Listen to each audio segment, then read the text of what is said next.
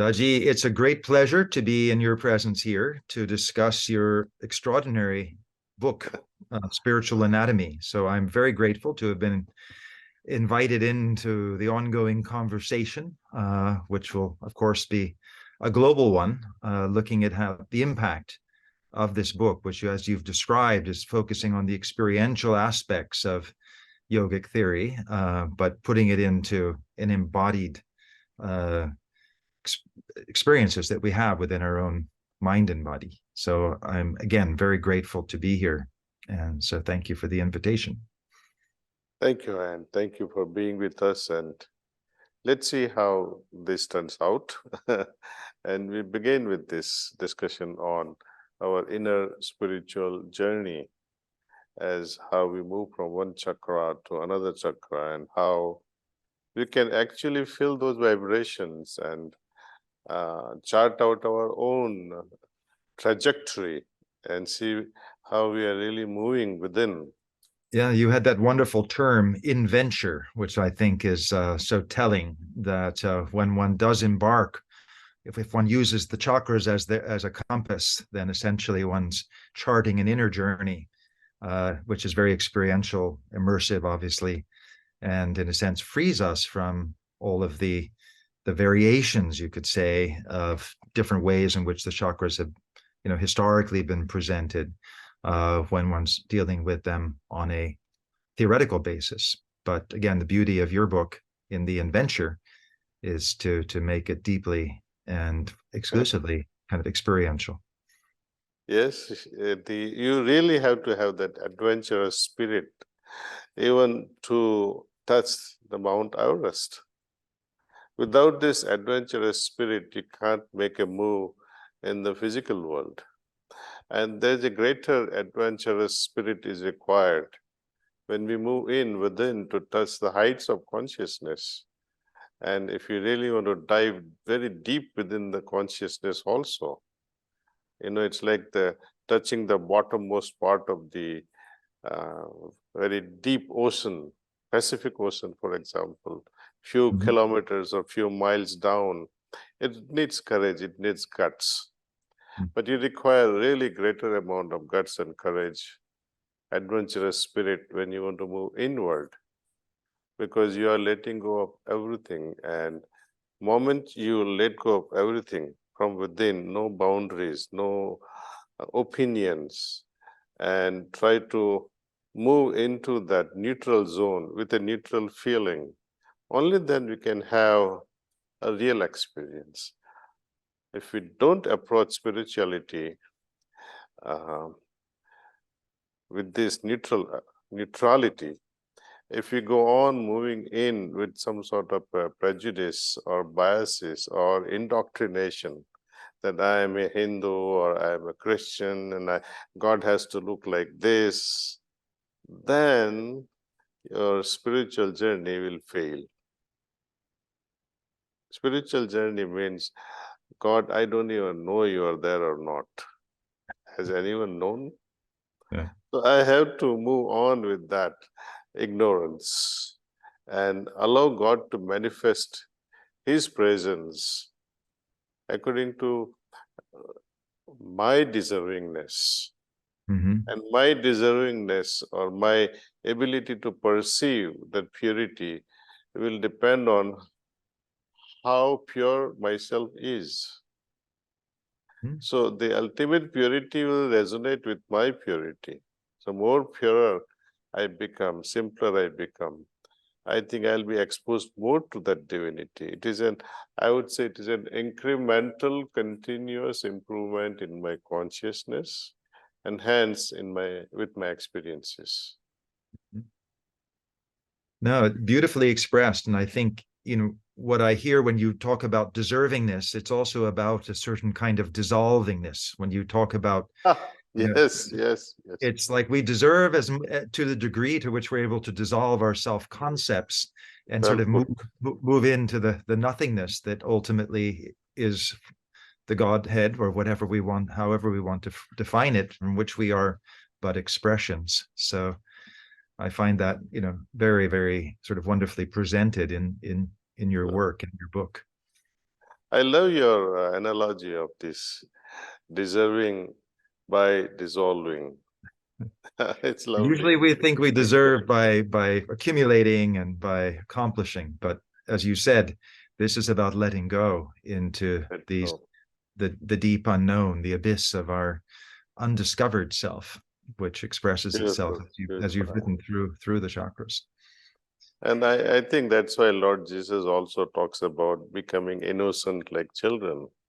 Mhm. They have not accumulated much, and that's why they remain innocent and eligible, Mhm.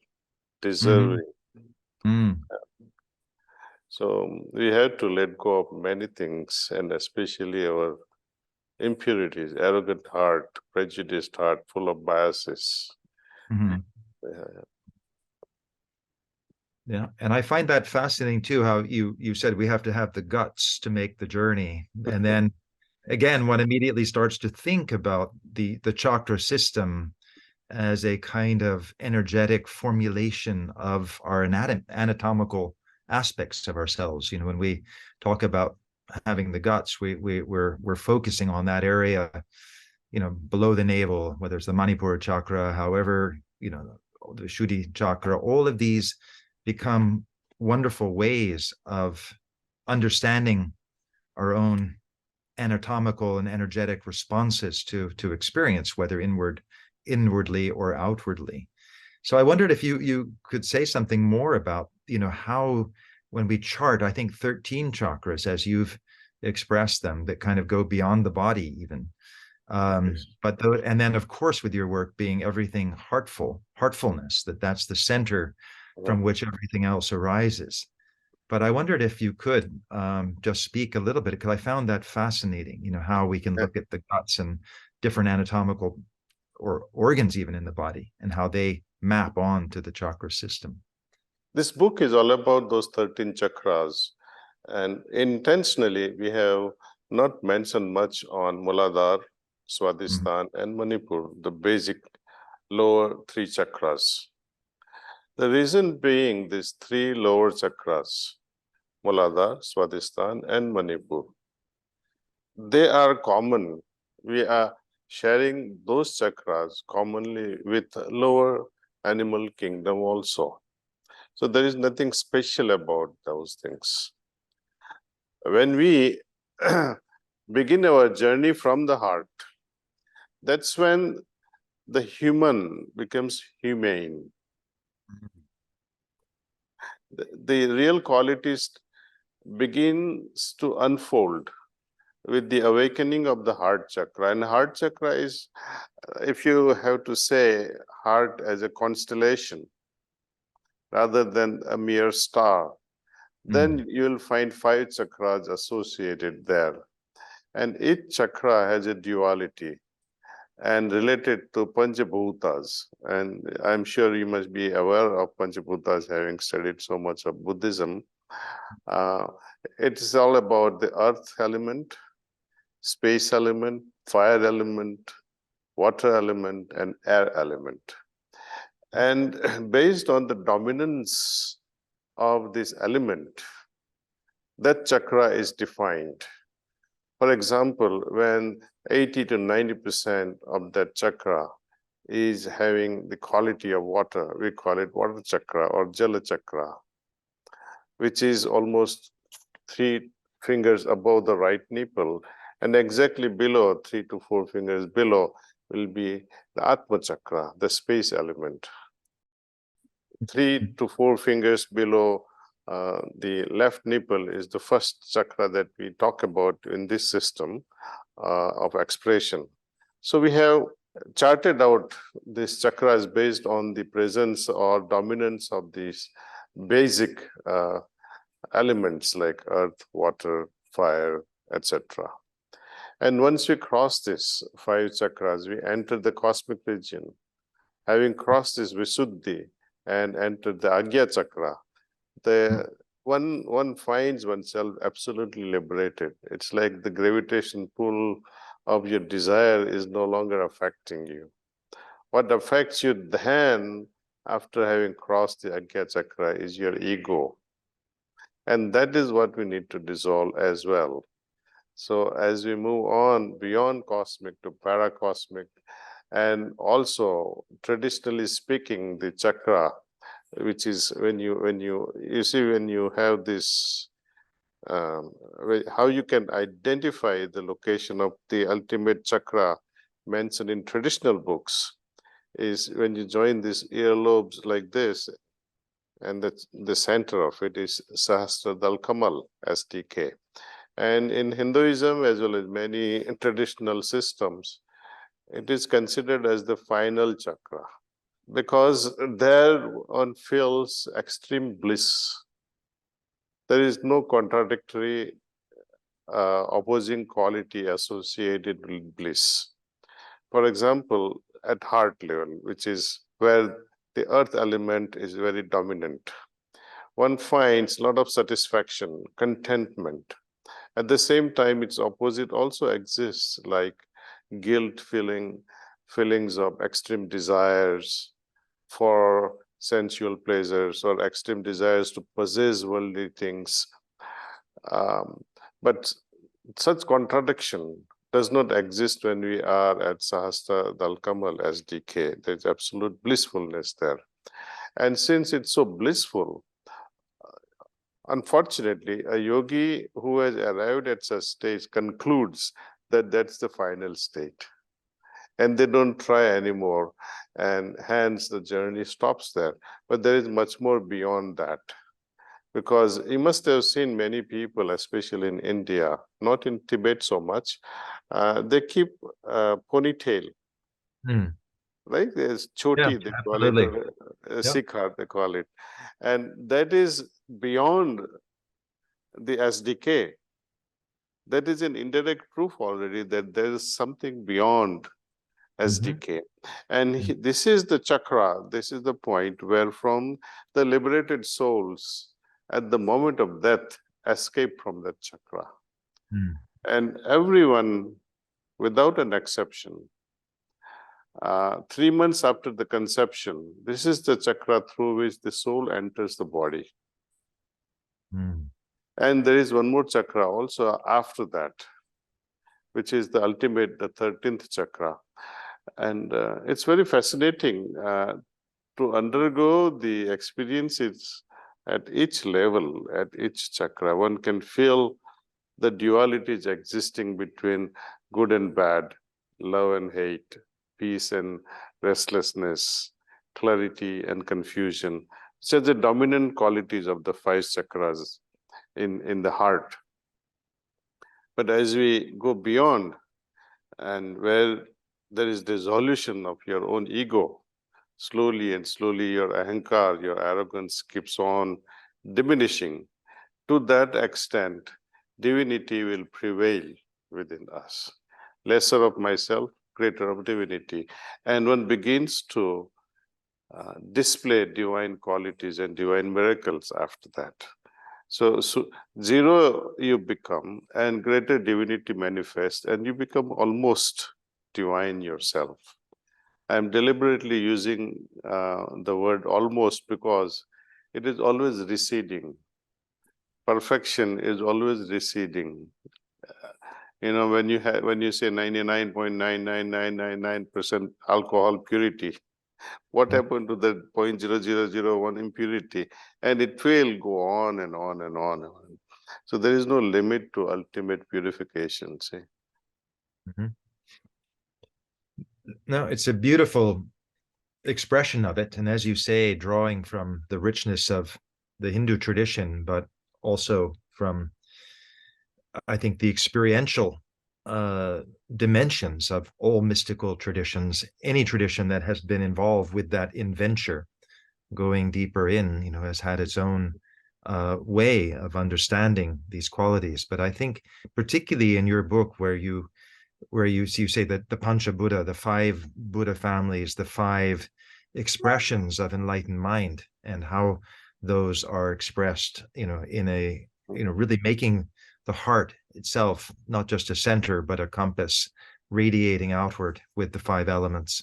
I think it's a very beautiful and accessible way for people to begin to engage with that process of transformation, where exactly as you said, where we take some of the impure elements of those and then bring out their highest awakened qualities, allowing the other to sort of gradually proceed. So I think it's a very beautiful expression. Now, and I wanted to ask, is that something that you know, through your own experience have kind of formulated with the five, I mean, it is the five Buddha families, it is the five wisdom dakinis in the Tantric Buddhist tradition as well. That connection between, you know, the so-called five poisons, or you could say impure states of consciousness and their enlightened aspects. But as I said, I think really in your formulation within this book, you know, you've kind of brought out the essence of all of that. And yeah, so I think you know, it's a map, as you put it too, for that ultimate journey that we all need to make. It's not just the poisons, it's not just the opposite that we dislike. The dvandvas, what Buddha calls, or the dualities, which Hinduism calls. Dvandvas and dualities, I think, just a linguistic difference only. And they are there. They are associated with us within this heart area. As long as we are within this realm, we remain attached. Attached meaning we are yet to attain a state of liberation. As long as one remains trapped with these dualities, good and bad, poison and nectar, both will trap us down.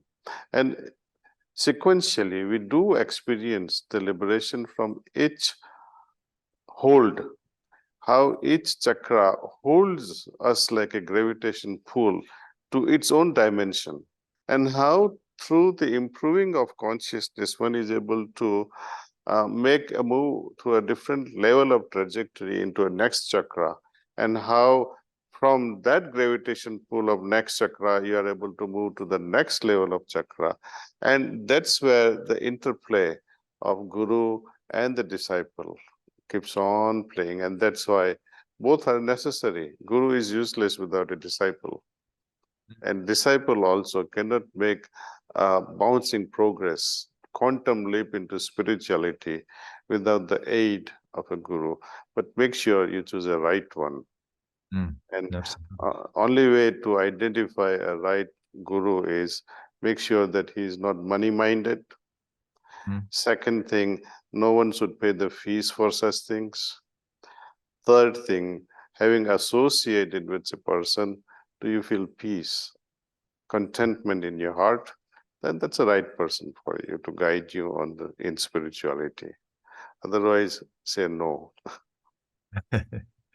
I think very much, and as we know, many people get sidetracked on the great adventure through sort of false trails, perhaps one can say. Yes, false trails. False trails and false tracks. But I think again, the beauty of the five chakras or the five petals, if you will, of the heart chakra, and its connection to these elemental processes of earth, water, fire, air, and space. And I wanted to ask, in that journey, the adventure, does it depend on the individual, or does it begin with, I think you talked about the earth element, and it has on the one hand contentment, and it has restlessness on the other side. You know, if it hasn't, does it begin with earth and go through water, fire, air, space, and ultimately into the shunya, into emptiness, or is it non-sequential in a sense? I would really love to hear your perspective on that. Well, let's begin with this heart chakra and see where the almost 80% element is of earth. Remaining 4 elements are in various proportions. Now, when a trainer or the master of caliber is working on earth element, wherever it is in other chakras, will also get released from your system. So main work is on the heart, but simultaneously at the same time, wherever this earth element is also present, will also be cleaned up or fine-tuned. Likewise, when you move on to the second chakra, we call Atma chakra, the space element. When one works on that, there is 80% work is done on that chakra, but remaining other chakras also has the space elements. So to that extent, so I would say it is sequential at the same time simultaneous. Mm-hmm. Yeah. Exactly, as you say, it's sort of holographic that way. So it's sequential, but each component contains some element of the whole. So, and if I may complicate the whole thing, it would be, if I have to explain, I will try my best to explain because it's so complex. For example, if you imagine ions system, your entire system, you have this physical body. I can see.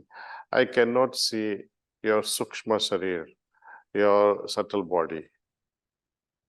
There is another body behind that also. Many layers of subtle bodies are there. Many layers after layers after layers. Okay. I may be working on your first chakra, on a physical body. At the same time, I may be working on the second chakra of your subtle body. I may be working on the third chakra of your next subtle body. So that way also, work, the spiritual work can go on and on and on at multiple dimensions on various chakras. Mm. So that's why I say this whole science is fascinating and experiential. no, beautiful as you express it that way with, when we think of spiritual anatomy, I mean, one would simplistically think of that as just, the intangible, energetic expression of our current body, mind as we know it now. But as you explained, there's subtle bodies, and each one of them has its own sort of analog of that same structure and process. And so therefore, it's kind of an endless journey in a wonderful way, because it's a grand adventure simultaneously. But as you say, Yes. once you've sort of tapped into one of those subtle bodies, one of those otherwise hidden bodies starts to reveal itself in one way or another through one's practice, meditation, whatever it might be. And then, a whole nother level, as you say, can open in that interaction with the guru, who's helping to unfold those aspects of a hidden anatomy. Yes, and I cannot emphasize more on this aspect of individual's responsibility of practice.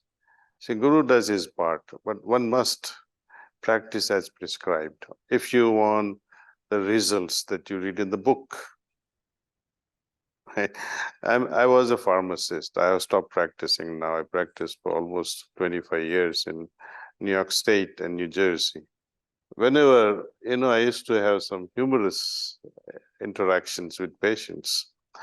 I would say, doctor gave me a sleep pill. They say, I wanted to sleep. Doctor prescribed me this sleep. But doc, it really doesn't work.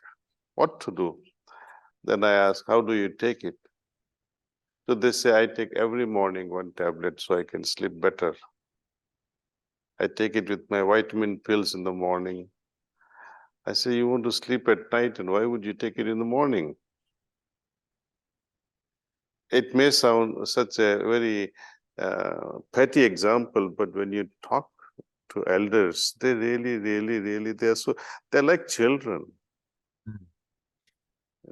Sometimes we say, take this with water. Then they start asking many questions. Sparkling water, can I take it with orange juice? Can I take it with milk? And the discussion goes on and on and on. So one has to listen carefully. When to take, how to take, what to avoid. There's a whole way of life when we are practicing spirituality. You see, like when you're taking tetracycline, an antibiotic, it is advised that don't take it with antacids or don't take it with milk. right? Now, when we say, what is the requirement of a spiritual life? There are rules, there are principles, there are standards. You cannot try to fly with 10 pounds weight on your feet. You need to let go of your weight and then think of flying. You cannot soar higher in the field of consciousness into superconscious state with heart that is arrogant, hurt, filled with guilt. Guilt is the heaviest of all feelings that one carries. Imagine, which is the worst thing that we all carry? Worst thing is only this guilt. Something I could have done, I did not do. And I must tell you, this guilt sensation also gets stored, or they get deposited, or they are moved like a gravitation pull towards one chakra. And if you close your eyes and recreate that feeling of guilt, you will find where the guilt point is. In one of the five around the heart, or is it It's along the exactly when vertical axis? I'll tell you where exactly it is. You see, you touch your left nipple and go straight down. It is on the last rib. Interesting. Yeah. Yeah. And Yeah, if you go inward from that guilt point, you go inward inside towards the cage, center part of the cage, and you go 2 fingers this side. That is, I call it a point where your strong likes and dislikes gravitate. And depending upon your likings and dislikings, it forms another level of chakras. For example, if you have the liking, oh, I like her so much. I wish I could take her to bed. I wish I have a romance with her. You know, then what happens at that time? The feeling related to sexual tendencies, sexual urge, it gravitates towards one chakra, which is exactly almost 2 to 3 fingers above that points of likes and dislike I just mentioned to you. And just 2 fingers above that is the chakra associated with the liking of, for all the worries about the worldly stuff. Where am I going to get my next job, for example? Or how am I going to pay the rent? How am I going to pay my children's school fees, etc.? The related worries related to worldly affairs. They settle on that chakra. And now the combination of all this, sensual, worldly, guilt, your likes and dislikes, it creates a concoction, how it affects the entire emotional state. And that, the aggregate of it, the summarized essence of it, will affect your Atma chakra or the space element. Suppose your desire for something is not fulfilled. She rejects you. To say, hell with iron. Or someone says, I'm not going to pay you. You have done this work, but I'm not going to pay you. And you get mad, right? So naturally, it creates a kind of irritation, and you get disturbed, you lose peace of mind. And that affects the next chakra, second chakra, we call it. Right? And if that remains a little longer, or things repeats itself, one reject after another reject, one disappointment after another disappointment, you begin to lose your fuse and say, oh, I'm very angry at the moment. And that anger leads to fear. The anger gets deposited on fire chakra. And if that remains longer, it creates a lot of fear in the heart. And that affects the fourth chakra, what we call water element. And once you remain very fearful about something for a long time, you begin to somehow feel disillusioned. You lose clarity. Fearful person loses clarity. And that is because of this Visuddhi chakra. And so exactly opposite can also happen. Instead of confusion, you can have a lot of clarity. Instead of fear, you can have a lot of fearlessness. Instead of anger, you can have a lot of compassion, love. Instead of restlessness, you'll have so much of peace. And ultimately, the contentment. So without this five elemental transcendence, I think we cannot get ultimate freedom.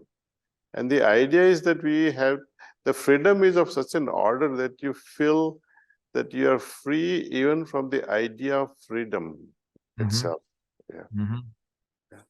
Yeah, I see that that's one of the chapters, in the book, the freedom from freedom, which I think is so important, as you say, because if one holds up sort of an egoic ideal of discovering that kind of inner freedom, itself becomes the ultimate trap. It becomes the veil, that we don't get beyond, in the same way that you said, even the highest chakra in the body becomes its own bliss itself, becomes an obstacle to going those deeper levels.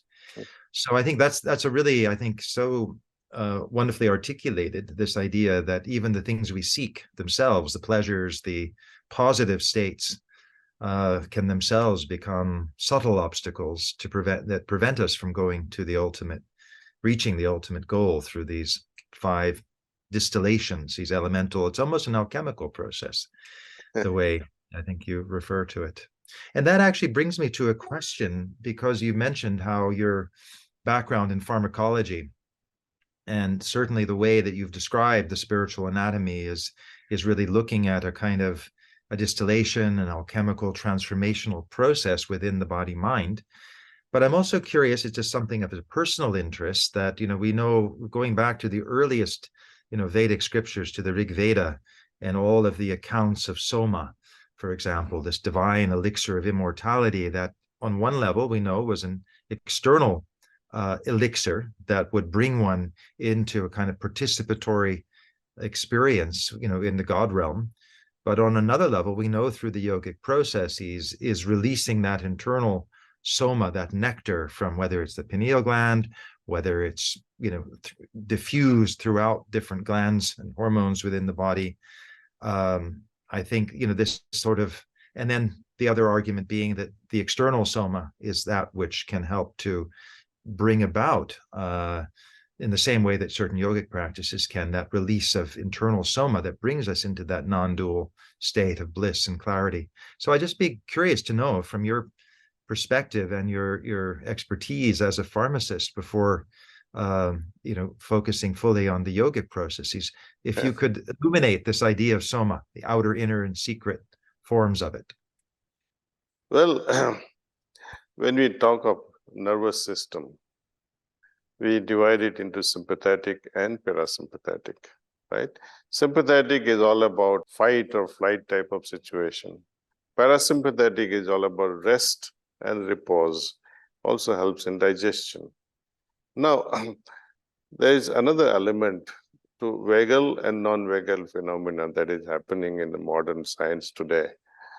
And whenever we focus on breath, for example, as per Vipassana, or when we focus on the heart as per heartfulness way of meditation, there is an involvement of vagus nerve to a large extent. When we focus our mind on the heart, thinking of the presence of divinity within the heart, I think to a large extent, there is fine-tuning of impulses on or off this vagus nerve. And when we transmit to the heart this yogic transmission called prana, one is able to experience it in that state of focused mind. And one is able to go dive deeper and deeper. I think that needs a lot of research is also. How this calming, the fine-tuning of the vagus nerve and its association now when you transmit pranahuti or this prana, how it helps one to soar higher in superconsciousness and at times help you dive deeper in your subconscious. These are all experiential, but how are we going to measure it through our instrumentations? Very difficult. We can measure only up to, let us say, something expressible. How, for example, the experiments done on consciousness, what happens to a mind of a person who is meditating? We have various levels of consciousness. As we think, the magnetic field or the electromagnetic field on our brain changes. If we are thinking very fast, meaning the electrical impulses in our brain will be rapid, there will be rapid firing on the at a synaptic level. And this rapid firing of electrical impulses in our brain changes the magnetic field. This electromagnetic change are measured by EEG, electroencephalograms. It can also be measured with fMRI. So when we put someone in this tunnel and try to see whether this person is thinking a lot or not, you can see alpha wave pattern, gamma wave pattern. Likewise, you can also witness the consciousness of a person who is in deep sleep. And at deep sleep level, you think that all the impulses will be zeroed out, but they are not zeroed out. They are reduced considerably to 4 or 3 to 5 hertz per second. The waves will be there, but they're very minimal. Versus a child who is constantly thinking, 40, 50 hertz per second. If you are reading a book and you're so immersed in that book, maybe you'll come down to maybe 12 to 15 hertz per second. So indirectly, such measurements tells us the activity, what is happening chemically, electrochemically in our brain. Now, I have noticed with this heartfulness way of meditation, when we go very deep within ourselves, we find the inner state that emerges, it's akin to deep sleep. But that person is not sleeping at all because he's still aware. If you ring a little chime or ring a bell, he'll be able to tell you that at what moment during the meditation such thing had happened. You see, so that's why in many holy literature, ancient literatures, they talk about that a yogi, his condition is like this. He is asleep. Though apparently he is asleep, he is still aware. Yeah, the samadhi. Samadhi, like a state. You go so deep within yourself. It's not that you become stoned as if you have taken drugs and you are zombed out. No, you are in such a sublime state. You are absorbed in that sublime state. It's like a musician playing a music. He's so much lost. At the same time, he's also fine-tuning with the environment. He's aware what's happening outside as well. No, a beautiful way to express that. It's, as you say, both, this is the paradoxical state of awakening, which can appear on the surface to be a state of sleep, but it's actually a awakening to the subconscious, the unconscious, to levels that are otherwise hidden to ordinary experience. So, and I guess that's when the nectar flows. That's when the real soma begins to flood the body with its neurochemicals or whatever the anatomical analog might be of those nectars, the amrita, these nectars of immortality. And I love your idea of soma. Maybe I should explain it a bit differently also. For example, when you do the scientific experiment, right, in pharmacology, effect of new drug, and compare it with the existing molecule versus the control. Control is almost, control is like a placebo. Then a molecule, let us say it is acetaminophen for your pain or fever, or ibuprofen for your pain or fever. And suppose you find some new molecule which is claimed to cure fever and pain. So you compare it. Right? There's a comparative study and see if it is more effective than the previous ones and better than placebo. And if that works out, then you hit a jackpot. You become overnight billionaire, see? Because it is better than ibuprofen, it is much better than placebo and no side effects, and it's cost effective. Yeah. Well, I guess Right. that's the eternal human quest is for that magic. So now, when you talk of meditation, there are meditations and meditations. When we meditate with pranahuti, with this transmission of prana, right? You can control. You have a control group who is sitting with closed eyes, not doing anything. Another group who is meditating, let us say, with vipassana. Third group meditating with XYZ meditation. Fourth group with another, and fifth group with heartfulness way of meditation with transmission of prana, and compare the results.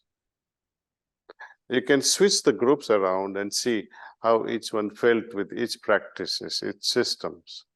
But the people who are, they should be neutral and unbiased about the whole thing. Then you'll be able to conclude conclusively, which is better for most of us. Mm. And what have you found in that respect in terms of the extensive number of people who've, come to, to your place there to experience directly the effects of heartfulness to meditation versus, you could say, the more conventional ones that people are aware of, shamatha, vipassana, or This has been, transcendental and meditation. this has been the best one so far. They say they have not felt like this ever before, even once in their lifetime because of their previous practices. It's Mm, a revolutionary approach and mm, it's extremely simple. Just close your eyes and remain open in your heart and move on, be receptive to this transmission and see how you feel. And you don't have to fall at feet of someone. We have apps also, Heartfulness app. One can mhm, download and follow the steps and see how it makes you feel. mhm. Beautiful. And again, I re-emphasize that there are no fees on this. It's all free. Yeah, yeah. Yeah, it's a wonderful thing. And I think, there's been, a few years ago when the whole idea of the mindfulness movement Yes. emerged, and it was mindfulness associated with every human activity. But it always seemed to me to sort of miss the point, that we're kind of too stuck in our minds, and that the whole point of it was really to move out of the mind the way we conventionally associate it with cognitive processes in the brain, but moving in, as your work has shown, into the heart, which is an organ of perception and awareness in a certain sense that at least rivals the brain in terms of those kind of the kinds of states, the spiritual states that we seek. And I think that's going to be such an important aspect of this book in bringing, you could say, a revolution from so-called mindfulness to heartfulness, in the sense that, we're too top heavy as a species. We're trying to think that all of our cognitive processes are going to happen in the head, in the brain. And we, as you say, we rightfully sometimes can bypass those in the lower centers that we share with all other mammals. But it's the heart right there at the center, in the most obvious place, that where the real solution lies, with empathic awareness and compassion and sympathetic joy, all of the Brahma Viharas, which are kind of common, as to the Buddhist and the Hindu tradition, and the equanimity, that equanimity of the heart, not just as a passive state of um, of uncaring, but a deep and joyful empathy, empathic, Lovely. it's equanimity. So I think, that's what I really, was so inspired by your work, and the impact that it's clearly having in its success. And I think very, very exciting, as you've kind of, and you speak in the book about, there's one chapter I think called "The Secret Ingredient," and I wondered if that's something you could elucidate more, what that secret ingredient is is it in terms of practice? Is it in terms of how people orient themselves to the experiences in their lives? What is it that's overlooked that at the same time, as you phrase it, is sort of essential Attitude. Attitude. It's your attitude. I give often these examples, Let's say you want to marry someone. You abduct that girl on your horses with the tribesman abducting that girl whom you want to marry and force her to marry you. That's one approach. Second approach, hey, would you marry me? I like you. Or third approach, you go on your knees with a beautiful rose and a few carat, diamond ring and fall at your feet and say, honey, would you marry me, please? See, all three scenarios are different. Mm-hmm. Whenever we are begging, you are belittling yourself. Yeah. Prayer is also begging. Meditation with intentions is also begging. Sit with an attitude that you are a son or a daughter of God. You want nothing from Him. And try to resonate with that purity. You see, that attitude makes a whole lot of a difference. Yeah. Next thing that I would like to share with you is on when you were talking of how we move from mindfulness to heartfulness. It's not belittling of mindfulness. It is great. Like we often say that we transcend the religion and we move into spirituality. That doesn't mean you're belittling religion. Religion is there to give us the belief system that there is God. The belief is better that there is God. But if we remain stuck with the belief and don't move on to experience, there lies our failure. Feeling the presence versus believing the presence. There is a big difference. This is like knowledge. Knowledge is there, that God is there. But once you experience the presence, then that knowledge is embellished, it is strengthened, right? So when we talk of evolution of human, now what is waiting for us? Are we going to evolve during this lifetime? I doubt it. Physical evolution takes millions of years. And we don't have such a lifespan. In this lifetime, we can only age.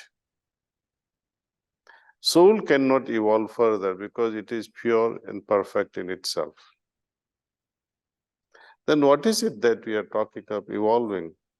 And when we think very deeply, it's all about our subtle bodies, our thinking, our intellect, our consciousness, our ego. These four things evolve. And when we talk of the mind, evolution of the mind, just one of the aspects of or the aspect of intellect, or the aspect of ego, or aspect of consciousness, what happens to these elements when they evolve? And you rightly pointed that, when mind evolves, the function of the mind will also evolve. And the function of the mind is only to think, cognizance. And when it evolves, it let go of its own function and hands over the charge to the heart. Perception, awareness, feelings. And that's why age to age, if you compare men versus women, women as a species, I would say, or how should I put it? I would say age to age, let's say 12-year-old girl and 12-year-old boy, 30-year-old man and 30-year-old lady. Females are always more evolved because their ability to perceive is much greater than males. Their ability to feel is much greater. So I don't think women should fight for equality.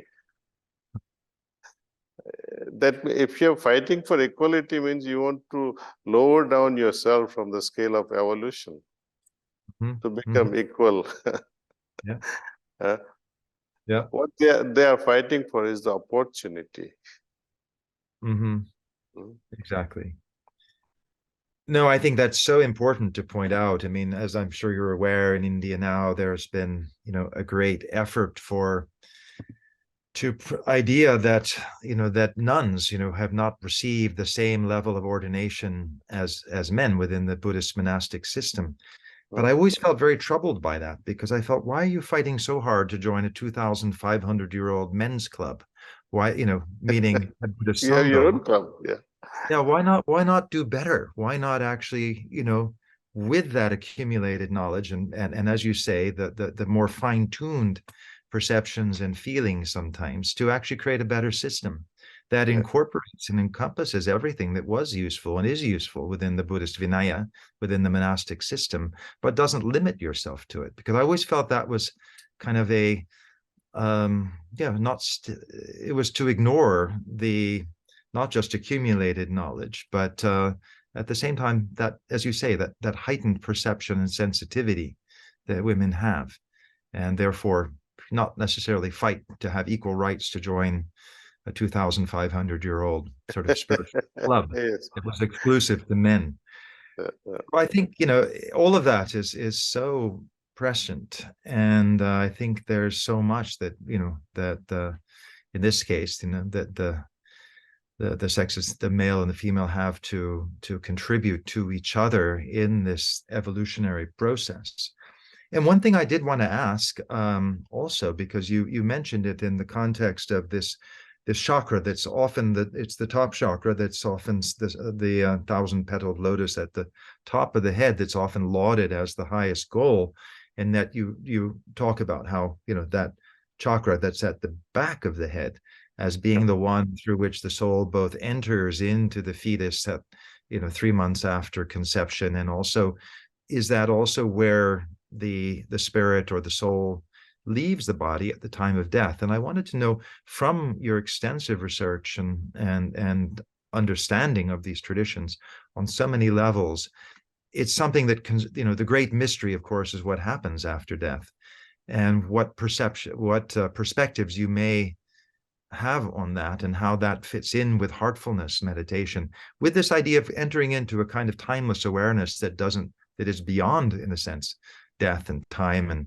and dissolution, but at the same time, how does death sort of figure in to the evolutionary process of an individual? Well, at the moment of death, what happens? Each chakra begins to dissolve itself. For example, be it a dog, your pet, or your cat, or your buffalo or bullock, elephant, human beings. First chakra that dissolves is Muladhara. Muladhara means Mul and Adhar. If you split these, Mula means the fundamental, the basic. Adhar means support. When that basic fundamental support it dissolves, everything begins to collapse. So when that earth element dissolves, it's like the very foundation is shattered. One begins to, it's like an earthquake. One feels as if there is an earthquake. I don't know if you ever encountered earthquake. You get that feeling, see. Then when you move on, when the next Muladhara chakra, which is all about water element, when that dissolves, one body, the cooling effect starts in the body. Body becomes cooler. Or cold also. Your feet becomes cold, your palms become cold, your forehead becomes very cold. And patient or the person on deathbed complains that I'm feeling very cold. And as it gets its own withdrawal and comes to Manipura chakra, one feels heat in the body. Sometimes they would feel heat, sometimes they will feel cold. And this goes on for a few seconds. And then the air element dissolves. And when air element dissolves, one begins to tremble, right? And then the space element. Simply at that level, the soul escapes. If the soul is not liberated during the lifetime, then the soul will escape either through any orifice, either your ears or your eyes or your nose or mouth or your anal area. The people often defecate or urinate or they bleed from eyes or nose or mouth. That is a sign that it has escaped from these orifices. Mm. Uh, Only the liberated souls, they go out from that chakra. And what happens after that? That is fascinating. My master used to say that the person having attained certain level of purity has a certain level of vibratory pattern. Soul has its own field with certain level of vibrations. At the moment of death, soul will escape with that field and enters the dimension matching that field. Mhm. There is no angel of death coming to pick you up. It's like lock and key. You go to that dimension in a very natural way. People with low burden or less burden, they'll fly higher into higher dimensions. And people with heavy burden of karma, they remain at a lower level of dimensions and they are born as soon as the soul departs. In few seconds or few minutes, it begins to create another womb for itself. Beautiful. While the highly evolved souls, they take long time to come back. Because it has to find a matching womb also. Also, the souls who are so heavy, gross, they may not be able to find the right womb Mm. matching that level of heaviness. So, for example, if Buddha has to be reborn, he'll have to wait very long time to match that womb. Or Hitler, if he has to be reborn, where will he find mother of that caliber? Hopefully he won't. You know. So it takes long time and he remains in limbo. And Mm. that state of limbo, we call it as hell. Mm. Mm. Mm. Where one doesn't know what to do next. Mhm. Well, it's extraordinary because you've mapped the extreme importance of the journey to liberation, how that's done so that we can experience death as a further evolutionary process rather than ending up in some kind of celestial purgatory or this the endless waiting room for a positive rebirth.